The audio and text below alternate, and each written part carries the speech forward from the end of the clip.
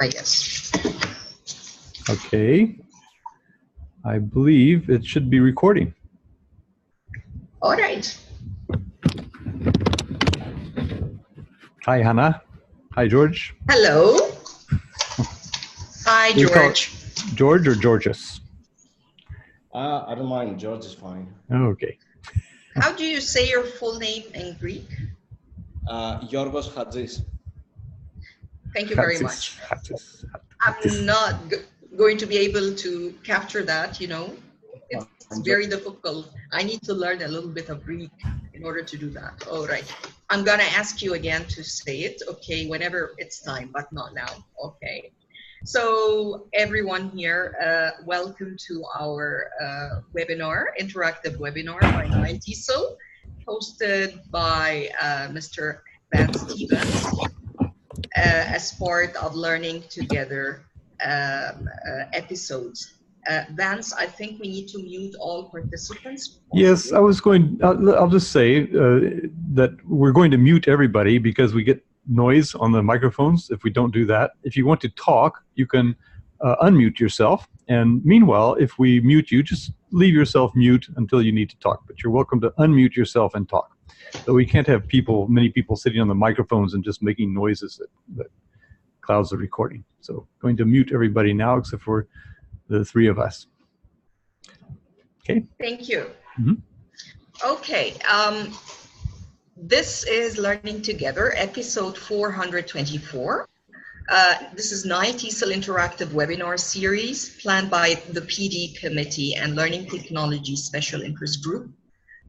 This is hosted by Mr. Van Stevens, founder of Webheads and Learning Together Communities. Is now based in Malaysia. Today is Sunday, the 29th of September, 2019. I'm Hanaa Khamis, Professional Development Committee Chair and Learning Technology Special Interest Group Coordinator in TESOL. I'm interviewing Mr. Georgios Chatzis from Greece. Welcome to our session today, George. I would like to say a few words about George and his background. George has been teaching English as a foreign language since 1997. He's the Director of Studies and co-owner of the Hanaa Chatzis School of English in Corinth, Greece. He holds an RSA diploma as well as a diploma in teaching English as a foreign language and a master's in ELT from the University of Essex. He's been a member of TESOL Greece for many years and has served as on the board. He's served as a newsletter editor, vice chair, and a chair of TESOL Greece. During the summer, he also teaches English for specific purposes at the University of Sheffield in the UK. Now I'm turning the floor to George, if you would like to share a word with the audience before we start our questions and answers. Oh, you're muted, George. And in a moment, I'm going to remove my webcam. I'll be here. I'm going to mute myself, as everybody should mute who's not talking, and I'm going to suppress my webcam. But I'll be here listening and in the text chat. Okay, thank you. Go ahead, George. Well, thank you, Hanaa, and thank you, Vance, for the kind invitation. And hello to all the participants. Yeah, this session is about using online videos, YouTube, or any other platform to familiarize students with certain social issues, that might be around the world. Things like the environment or humanity in general, the recent refugee crisis, things like that, which is not an easy task to do, as most teenagers, and I teach teenagers in my context, are not really interested or are not familiar with those issues. So the problem is how to get interested and what they can do about it or with it, what kind of projects that we can use in order to familiarize them, or facilitate language learning. Thank you. George, you have worked before on, sessions or similar sessions about Mozart's marriage. It's called Mozart's Marriage of Figaro. I'm not, an opera kind of like person, so maybe you can brief us, but I looked it up and I can recognize the music. So would you like to tell us a little bit how Mozart's Marriage of Figaro relates to us as language teachers and our students, language learners? Well, it doesn't really. The Marriage of Figaro is part of the film. Some of it shows in a film called the Shawshank Redemption. And you don't normally expect a teenager or even someone my age to be interested in classical music. The use of this song came through trying to surprise my students, really. So I played that song with them, which they haven't heard, and I tried to make them imagine where they would hear that. And they all said, okay, I'm relaxing, I'm somewhere on a beach listening to that. Others said I would turn the radio off immediately. And the last thing that someone would expect to hear this song is in prison, which is what happens in the film. So I used that to stimulate their curiosity. And Lilika yesterday mentioned something about prediction. Okay, and prediction is very important in this process because they use the critical thinking and they also use the schematic knowledge. And if you want to surprise them, you must offer something which is beyond what they already know, because the teenager is always a teenager. They're curious by nature. They want to discover new things. And something like that wouldn't normally interest them. But it did in that point because it was a surprise for them. And that's how it developed with them being interested. So we used that to bring into focus certain social issues like human dignity, like acts of defiance, respect, human rights, and so on.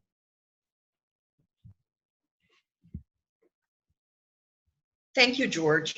I was wondering again about that concept that you mentioned when, again, along the same lines here. It's about desensitizing, that group of students, as you name them, they are teenagers. What do you mean by desensitizing them? Well, actually, it's desensitize them.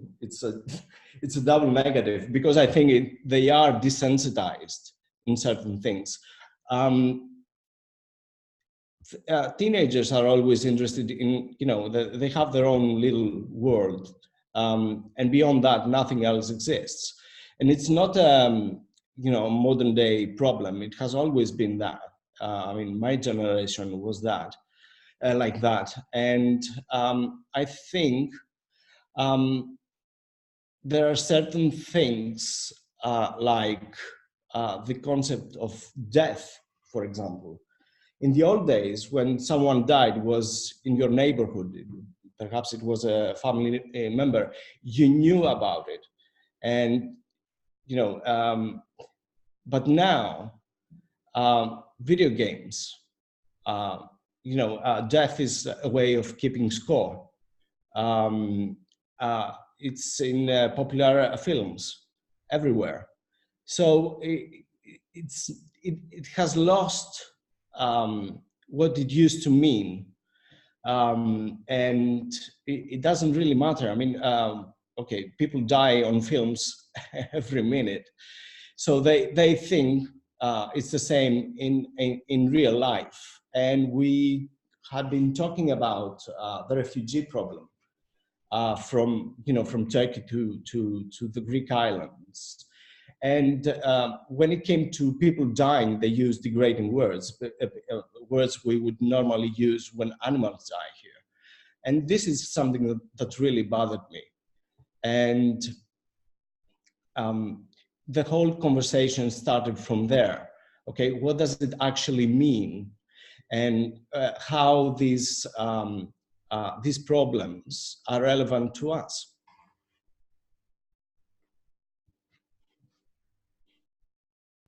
Thanks again, George, for that.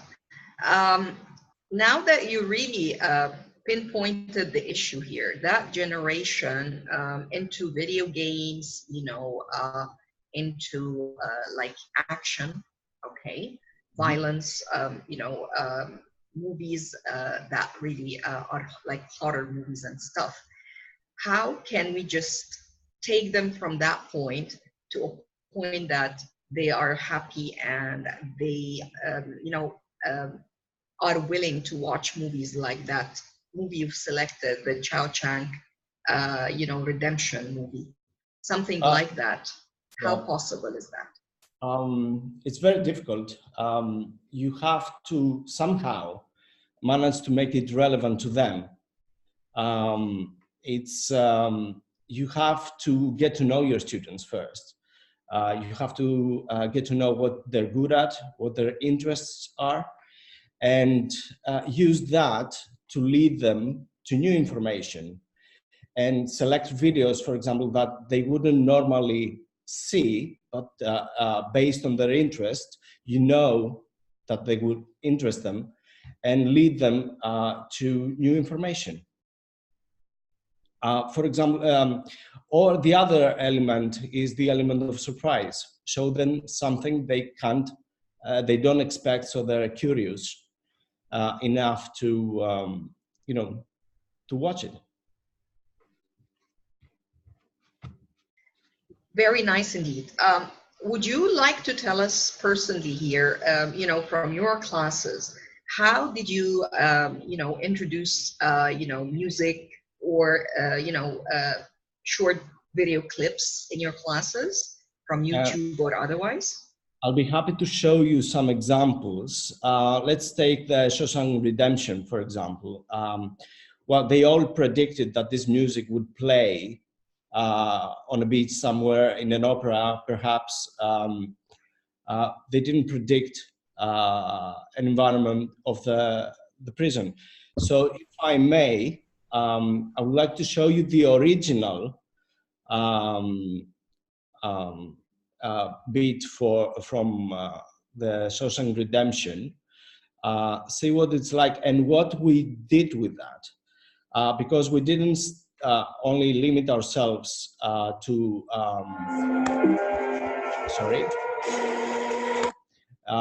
we didn't limit ourselves to classroom discussion, but we also did something with the video. So if I may just share this with you. Okay, so this is the original video. I hope you can hear it.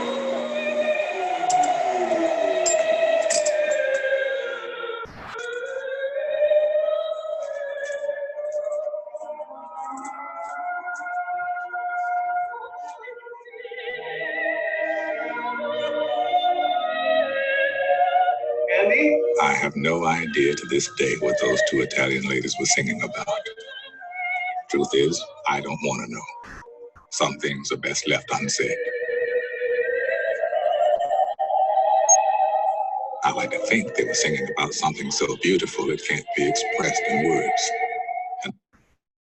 So I hope you get the main idea. This is the original film. It talks about, at the end, it's about freedom. Everyone felt free. So the following lesson, clearly they were interested. They were surprised by the whole concept of listening that kind of music in prison. So they brought an extract from a talk show where Morgan Freeman was asked to recreate the talk. So the idea was, okay, let's do something with the video. So we selected a 30-second segment of the video, and asked my students if they could say, if they could do the narration, what would they say? And you know, the message was humanity and how it is to be free. So there were some examples of my students' video, which I have to say they gladly did because it was safe for them. We didn't show their face, they just used their voice. Often you'll see that students are very reluctant, you know, going on videos.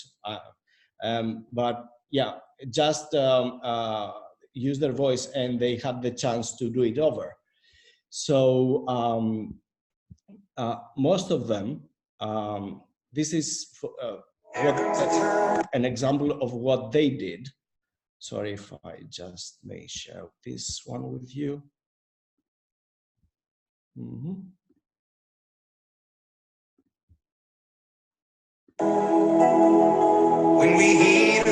That day, everyone stopped and just listened to that song. We all felt as one in that morning. We were no differences between us that day. We were all the same person. We were all humans. And that day, we understand how powerful we are if we work together. Together we can change the world. Together we can change everything. So yeah, that's one of the examples. We are all humans, we can change the world. But that's where the real problem is when you teach teenagers. It's very difficult to teach them how to think creatively or critically. And the real danger is teaching them what to think. So they had a certain level of freedom on what to do.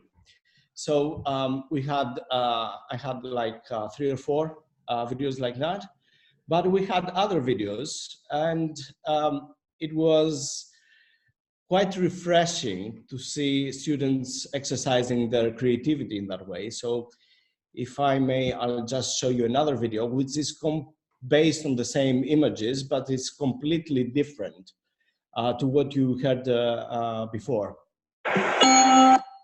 Okay, so have a look at this one.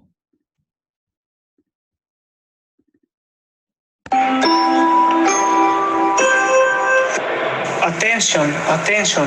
Here is the schedule for today's patrols. There will be a 3-man patrol outside the North Wall from 7:30 until midnight. If you are escaping today, please do so outside these hours.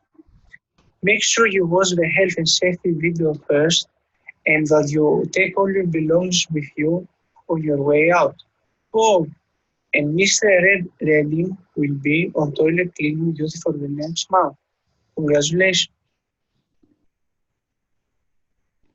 Yeah. Well, that is something to be proud of. I mean, these are your students. How old are they? Those ones are 15C1 level students. Wow. I mean, yeah, producing such deep videos is something impressive indeed. If I ask you about the challenges that you have faced, starting from, you know, the very beginning, which is, you know, raising awareness to what type of social issues you would like them to handle, and taking them all the way to the last point of producing such beautiful videos with their own voices, voiceover or narration. Would you like to tell us a little bit about that? The main concern was two problems, really. One was to get them interested, and getting them interested was really difficult. That's why I used popular culture, I mean films, like what we were discussing before, Bohemian Rhapsody.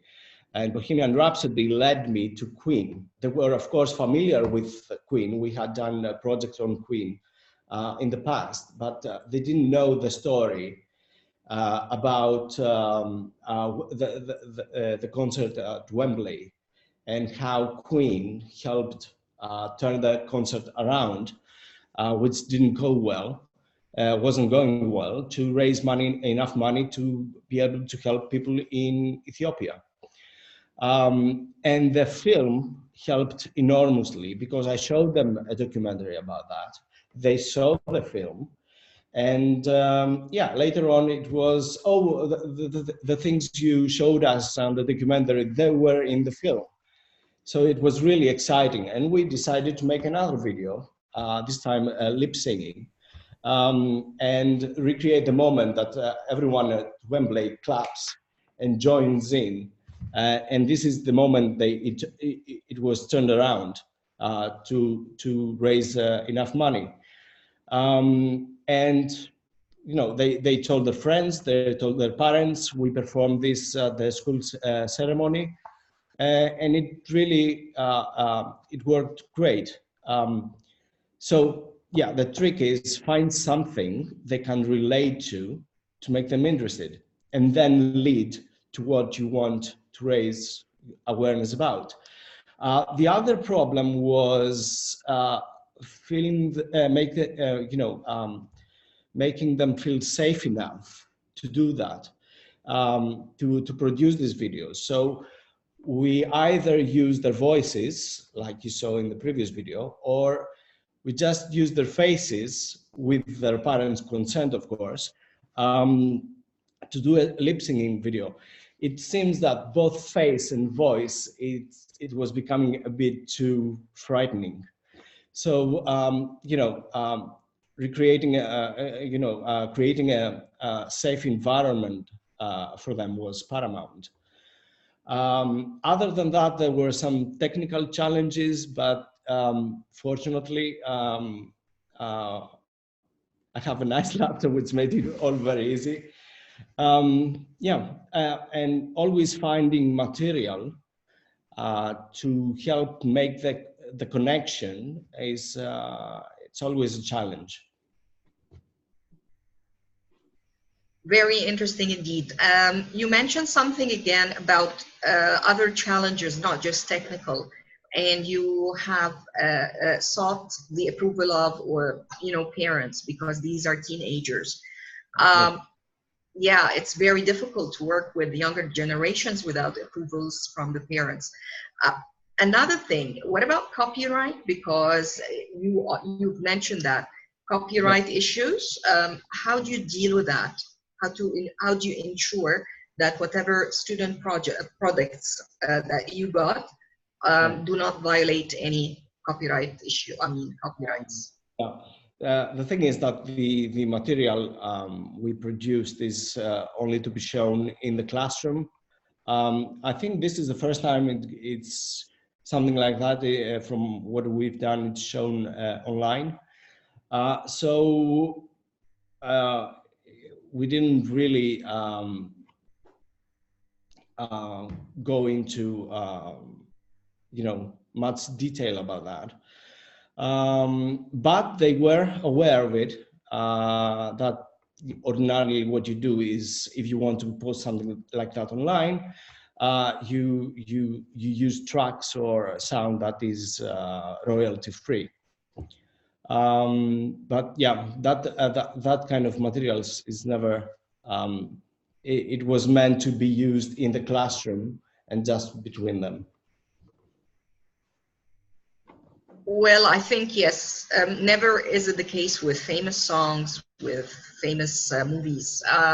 It's always like, they cannot be royalty free, I guess, unless they are old, very old.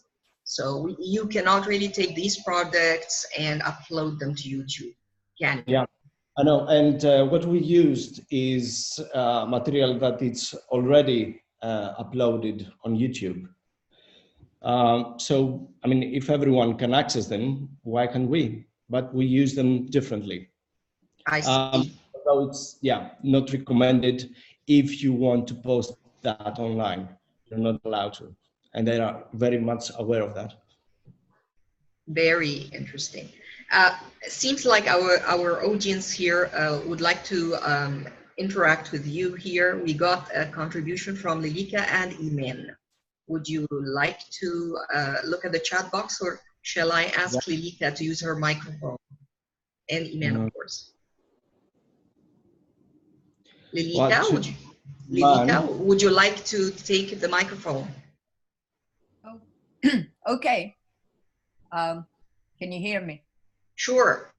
Perfect. Right. Well, I first of all, I'd like to say that you can start your video. Okay. Sure. My video as well. Here's my video. Okay. I'd like to say that when George presented a talk at the last TESOL Greece annual convention, I believe this was the talk, George, right? Yes. Good. I remember that, well, it was a packed room, number one. Number two, as I turned around and looked, I usually do that, looked around, there wasn't one person whose eyes were not filled with tears.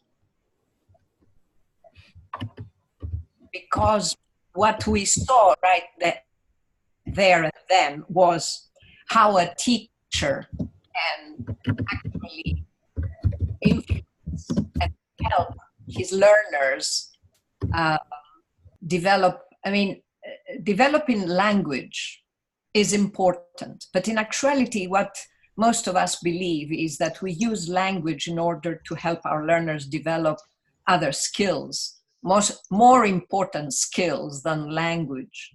And these skills are life skills, social skills. And what has impressed me with George is that he follows this track in a sense. And I love it because this is what I would like teachers to do. Language is the tool we use, and that's what he's doing. Yes, he's developing his students' ability to communicate in English, to write, to pass their C1 or C2 exams or whatever and obtain their certificates. Most important though, he's creating sensitive individuals, mature individuals. And this is what I think is important. And I thank him for that. Thank you. Thank you for your kind words. If I may add something to that, I agree with Lilika. Language is just a medium. Okay. Exactly. If we want to provide education, I mean, real education, we have to go beyond what's normally required of us. I mean, if I wanted to just do my job, I would just teach them how to pass their exams, and that would be it. Yep. But you know, it's quite refreshing to see them engaged in such projects, actually doing something with the material. And I'm not just talking about mere conversation in the classroom, but actually creating their own material based on that. And you know, there's more coming. I mean, for example, look at the Greta effect recently. Yeah. I mean, normally my students wouldn't be interested in that. But he recently appeared on The Daily Show, and you know, Noah Trevor, the host, is a stand-up comedian. So what I would do to make them interested is, you know, show them something, a comedy bit. He does accents, he does many things. And a couple of days later, show them the interview. So yeah, we know this guy, he's funny, let's watch it. Let's see, and then go to the message of Greta. And the thing with Greta is quite curious. We have like a teenager who's calling politicians out about issues. Yet has been, and we accuse, you know, teenagers of not being interested. Yet we have this like 14, I don't know how old she is, 15-year-old, who's clearly interested, who has developed her own voice, and she's been attacked of being like her parents' puppet, or being too emotional, or being too angry. I mean, she's a teenager. She's supposed to be angry at everyone. She's supposed to know everything, and she's supposed to lead with her emotions. And it's a bit of an oxymoron, if I'm honest. If only my students were, outspoken like she was. Now, if what they say is true, that's a different matter. The thing is she wrong? I don't think so. The environment is something that concerns everyone. Okay, and just to give you an example how big of a deal this is, when I teach English for academic purposes in Sheffield in the summer, at the end of the course, we have a student conference. Over the years, I've had lawyers, architects, engineers, anthropologists, doctors, and the theme of the convention at the end of the year is, the conference is always the same. How can your discipline help achieve UN's sustainability goals for the year 2030? So it gives a sense of purpose. People ask, why do you want to be a lawyer? But this, okay, what are you going to say? Money?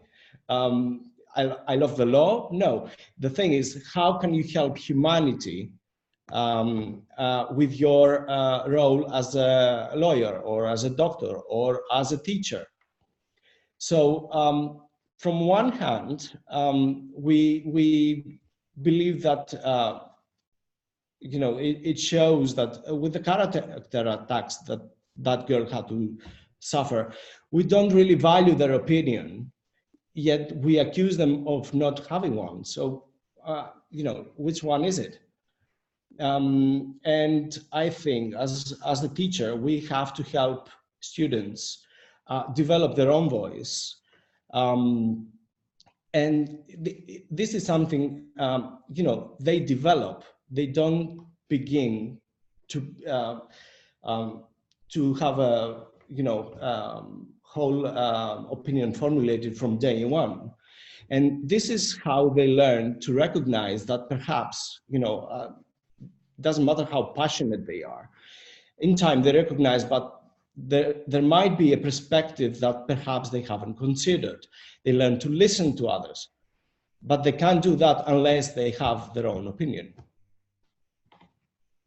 That's it. Thank you very much, George. That was quite deep indeed. Iman would like to ask you something here. Iman, you can unmute yourself if you like.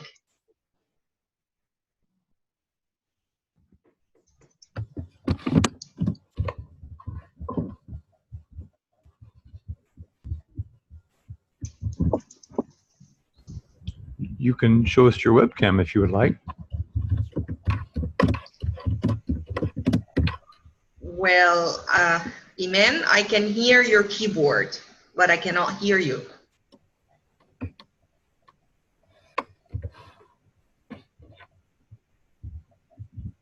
All right. Okay, maybe I can read out her question from the chat box. Yes, Iman says, well, she says how creative. She's impressed indeed, and apparently she attended your session in person that day, where, yeah, she herself was in tears. Her question is, how do you let your students, or how do you get your students interested, as some of our students, and a lot of them indeed teenagers, are not even interested in social issues, let alone global issues like environmental, climate issues and stuff. So yeah. How do you manage? Yeah, as I said before, start with something they already like. And unless you get to know your students first, you're not going to be able to do that. Let me give you another example, apart from Greta. I mean, I know my students like cars. Okay, ask any student what kind of car you want. they'll tell you a particular mark of car starts with an F, it's not a Fiat. Okay, so there's a film coming up, and I know they will be interested, about Ford and Ferrari in Le Mans racing, like in 1966, I think. I'm not going to give you many details because this is a project that's coming up, but it will lead to them becoming aware about blood donation, organ donation, road safety, because there's always a story behind the story. And I think Stephen Krashen was right. I mean, what is they're interested in the end is the story. Tell them a good story and you've got their attention. But it's using something that they already know, something they already like, to introduce them to new things.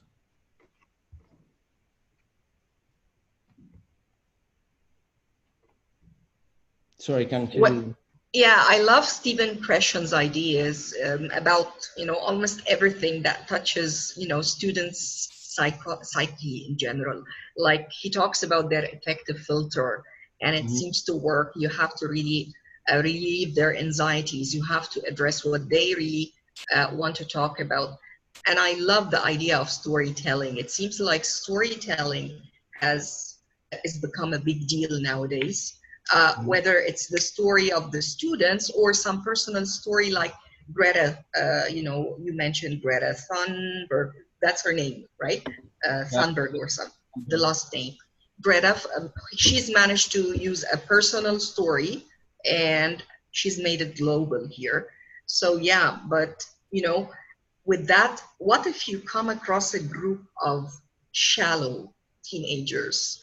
Because honestly, we come across so many shallow students, and excuse me for that, but they are at some time. I mean, sometimes. Yeah, it has happened. I mean, you can't expect to motivate everyone to participate in such projects. The thing was, especially with the lip sync video, it was purely on voluntary basis. What happened is what I call it was a post-motivating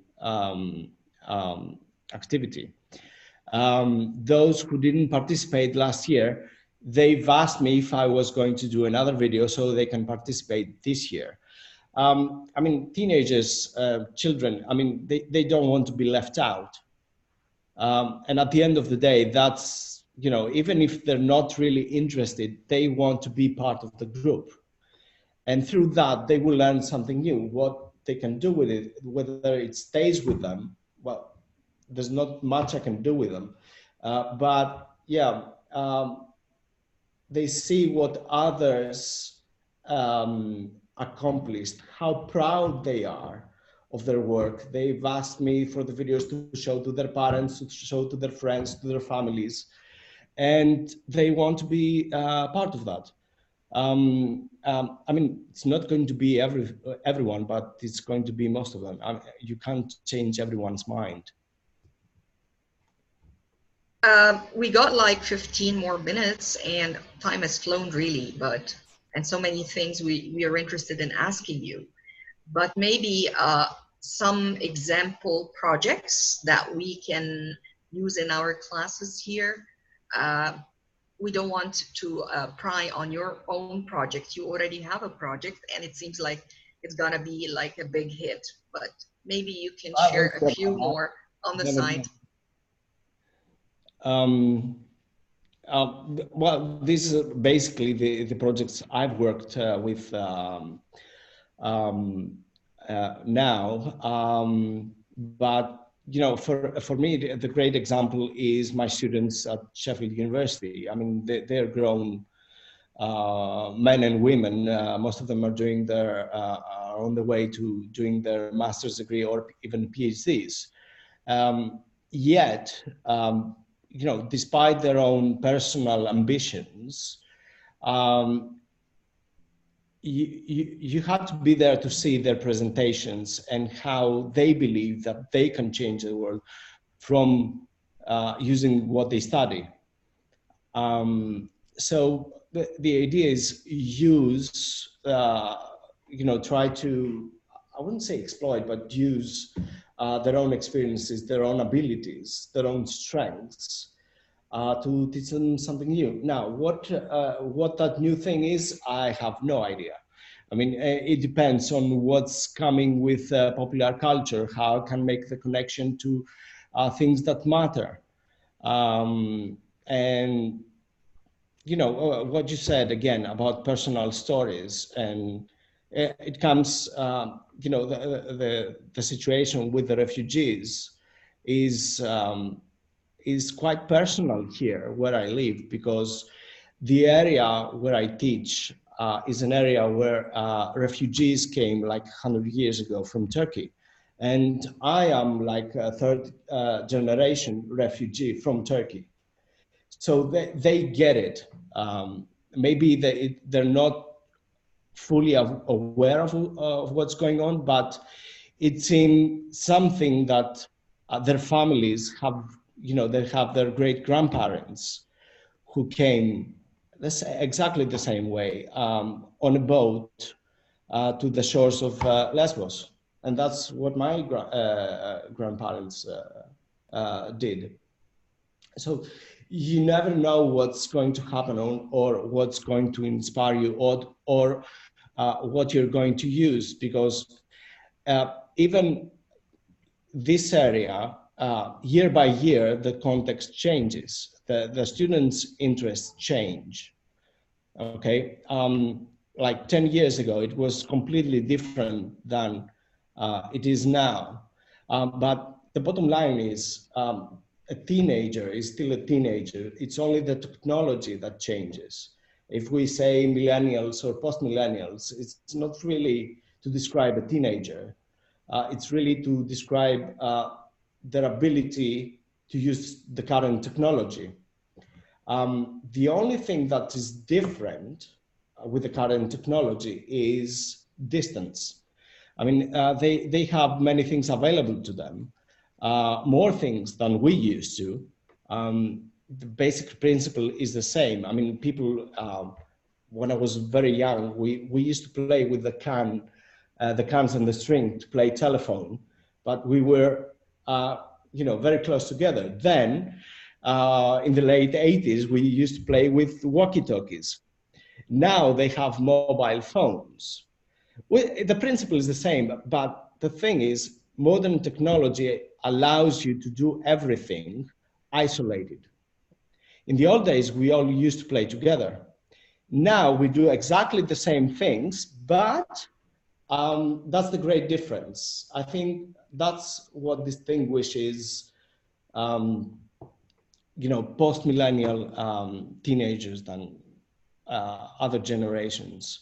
And that isolation is becoming a bit of a problem, in my opinion. And this is what myself and many others try to address in their classrooms. I mean, I've been to the Big Sick Day in TESOL Greece recently, and most of the presentations, whether it was about technology or learning differences, were to address such issues. And that makes me very happy that other people are doing the same.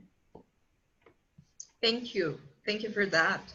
And Lilika would like to say something, right?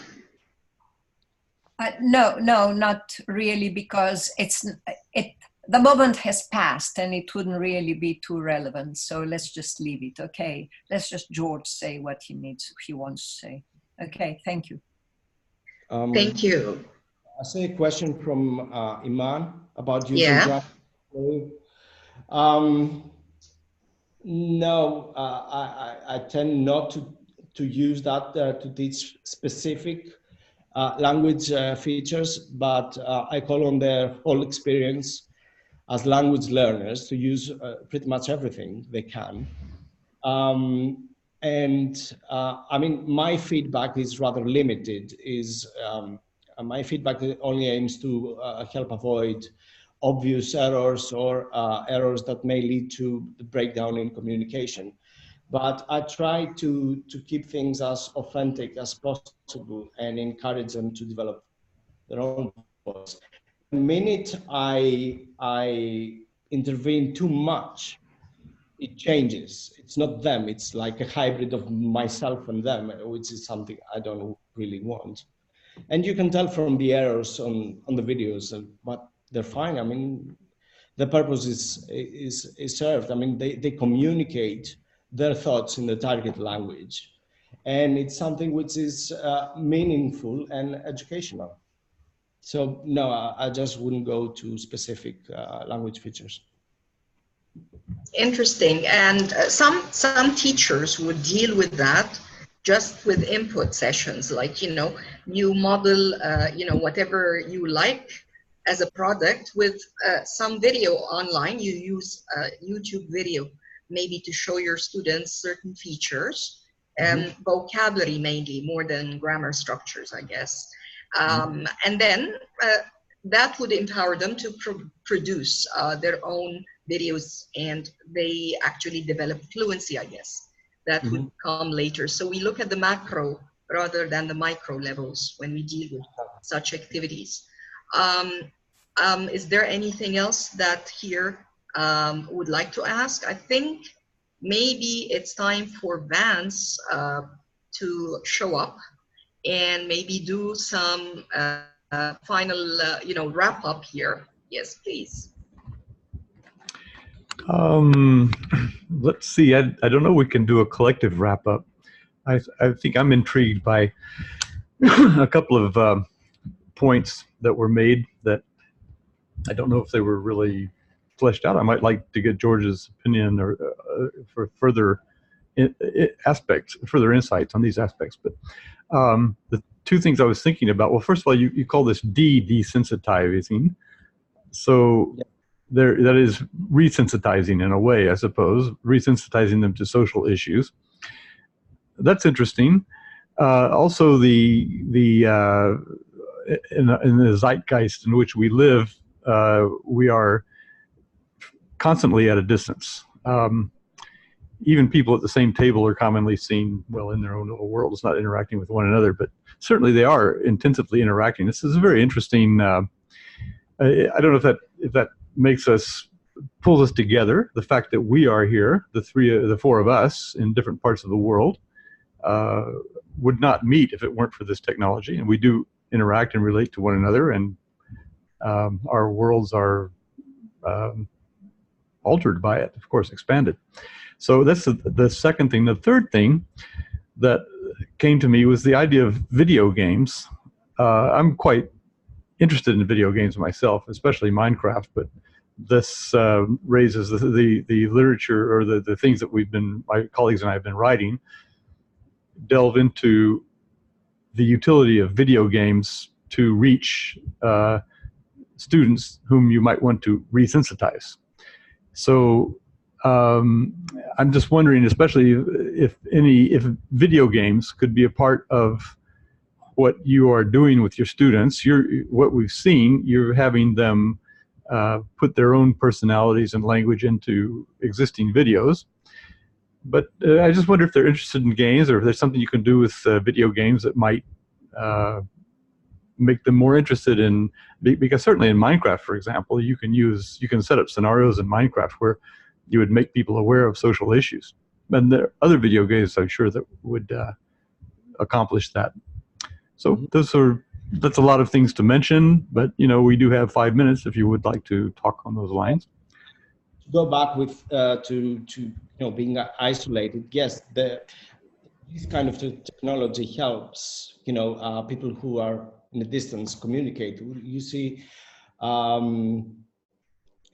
teenagers chatting with each other, which is, I think it's great. I mean, some people would say it degrades the language. I don't think that's the case. Each generation develops their own way of communicating. The problem is, this is, in my opinion, just a fraction of what's going on. I see from younger children, for example, my niece, my nephews, they just are stuck on a screen. They watch maybe YouTube videos, things like that, and they don't really communicate. So the part that it allows us to communicate with others, it is happening. It's a very good thing, but it's only, in my opinion, it's very little. Now, about the video games, I know people who use video games in their teaching, but unfortunately myself, I'm not really familiar. Back in my day, the only games I played were like simulation games and things like that. I wouldn't know how to use games to promote similar things. But I do know films and I do know how to produce videos. So this is what I'm doing. I'm sure what you say is, yeah, it can be done, but it's really beyond anything that I haven't really been into games at all. But I do hear students talking about playing, they use the acronym, but shoot 'em ups, really. That's what the boys are into. Yeah, this is why I believe sometimes types of video games can be, can lead to problems. You have a point here. The video game that Vance is mentioning, Minecraft, is part of that thing of gamification, and I believe it's all about building stuff, collaborating with others and so on. So in a way, it is a simulation. Am I right, Vance? It's not really a simulation. It's a player versus game, and players collaborate with one another, and then all the problems in the games arise from the game itself. So you're always you have to be very creative, and you have to use engineering skills, architectural skills. You have to do a lot of problem solving. The game is challenging.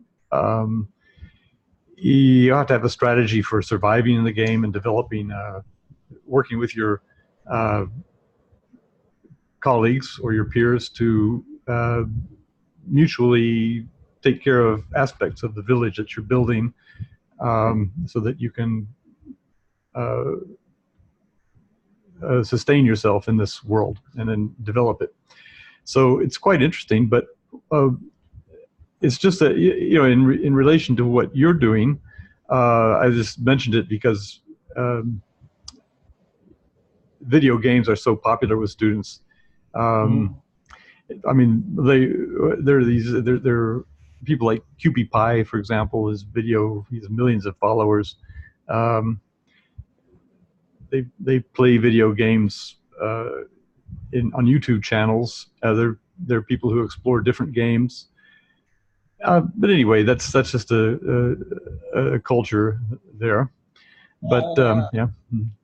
Yeah, it's a good point. I mean, yeah, most of them are interesting. Yeah, but I have to start with what I know. Sure. And try to find a common ground. And that a common ground was films. I agree, George. I love the idea of using films. Movies are really rich and, have a lot like language and culture involved. It's like a continuation of yesterday's topic about literature, all right? It is popular kind of literature. It's really amazing here what we're sharing. Vance, you shared something about David Crystal's book. Which book is that? Well, the name of the book is The Great Debate, and it's spelled exactly the way I put it on the screen. His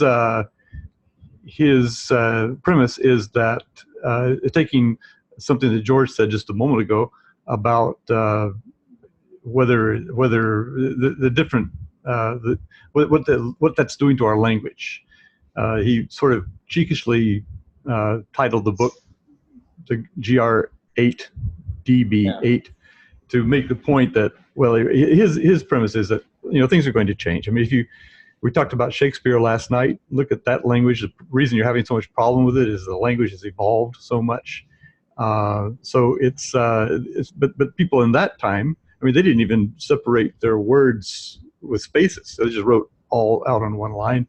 And so these little innovations that came along in the language were certainly irritating to the people who were already using the language in that way. So, you know, these things are changing. They're going to kill us. My professors are going to kill us. If I ever use that in a communication, like, you know, a chat or something, if they ever see that kind of thing, I mean, I'm terribly careful because I don't want to be killed. I mean, this is totally frowned upon where I, you know, belong. Great, it has to be spelled properly. Otherwise, I'll be accused of destroying the English language. Mark Pegram wrote a book called Blogs and Bombs, I believe.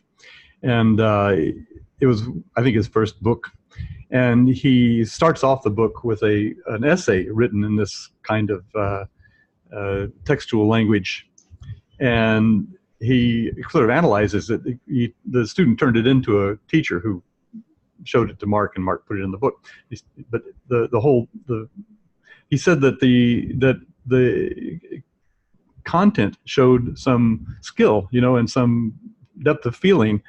But of course, this is not the way we write, or at least you're not taught to write. But, you know, well, I don't know, look ahead 50 years and see what happens. Yeah. It's as simple as that. This is a new code. As much as we have sign language, for example, it's a different code. If you just go to the Arabic language, there is the written, you know, standard Arabic form, and 101 different dialects, spoken dialects, you see. These are different codes. You cannot just say, well, any of these is wrong and cannot be used. So you see. Yeah, that's a very good example, because in your text messages, when you're using English, you use little codes as well. And when you're using Arabic, I'm sure you do also, because I know they have different diacritical symbols to replace the, you know, so they can actually write in Arabic, but it comes out using the English keyboard. So you've got these different symbols. Sometimes the same are used in English writings. As I've, you know, seen a lot of Arabic text messages from my students when I was working 20 years in the UAE. So interesting, you know, it's changing even under your own nose on your own keyboard. Yeah, it's true. Yeah, so I mean, this has been real interesting, real fun to talk about here. George, you've done an amazing job here showing us, you know, how we can possibly use YouTube videos in a creative way. I may have not asked you all the questions like criteria for choosing, you know, the best videos appropriate for our classes, but I can tell, I mean, we go with our feel, what is it that can be used or cannot be used with our particular students. And I cannot thank you enough, really, for your time and amazing effort. Yeah, would you like to pronounce your name now that we're on the record here? How do you fully pronounce it in Greek? Georgios Chatzis. Georgios Chatzis. Okay, almost. I'm almost there. I'm gonna get it, sir. Okay, Vance, would you like us to wrap up sure. the famous lines? Incidentally, I put a link to Edpuzzle in the text chat. That's one of my favorite tools working with videos. Are you familiar with it, Edpuzzle? Well, I have to look it up. Edpuzzle, is that like jigsaw puzzle or something different? No, it's a tool created by some young guys. I interviewed them on Learning Together one time, but you upload a video to it. You can upload from YouTube. You can use a YouTube link as one of your videos, and then you set it up so the video plays and it pauses at points that you'd like to point things out to the students, or you want them to stop and answer a question or something like that. So you can mark up the video. The students hate it because they just want to watch the videos, but when all of a sudden it stops and they ask them a question and it drives them crazy. But if you want to, if you want to have a pedagogical purpose for showing them a video, I think it's brilliant. I just love that tool. I used it quite a lot. Yeah, I think there are several of those, programs or applications that do that. I remember doing that with one other. I can't remember the name of that website where you post that video link and you can pause. It's like bookmark and throw in questions, comprehension questions. All right, so they are able to comprehend, and maybe later on they can get feedback and then maybe do something with the video. Yeah, I remember that. This one tracks their progress. It takes all their answers, everything they did, it gives it to you, and you can use it if you need to. So it's a nice Thanks tool. for the addition. Sure. Yes, yes, and it's become super easy producing videos now. So we can really train them to actually, use quality videos with depth and all. Thanks again. George, please, if you have some videos that really highlight certain social issues. For example, like I have a couple I've come across related to, what we do with forests as human beings, crimes against, the planet. So one of which is water, one is about forest or deforestation, etc., etc. So I've come across some very creative videos. If you share some of those online, it'd be nice. The videos, YouTube links that I've used in those projects. But I would like to mention one video that I recently saw. It was connected with the theme of space and how space unites everyone as one humanity. And it was about how the world is seen from space during the night, and how lights in certain places tell a story. And you can see like images from 2012, what happens in India, which is developing rapidly.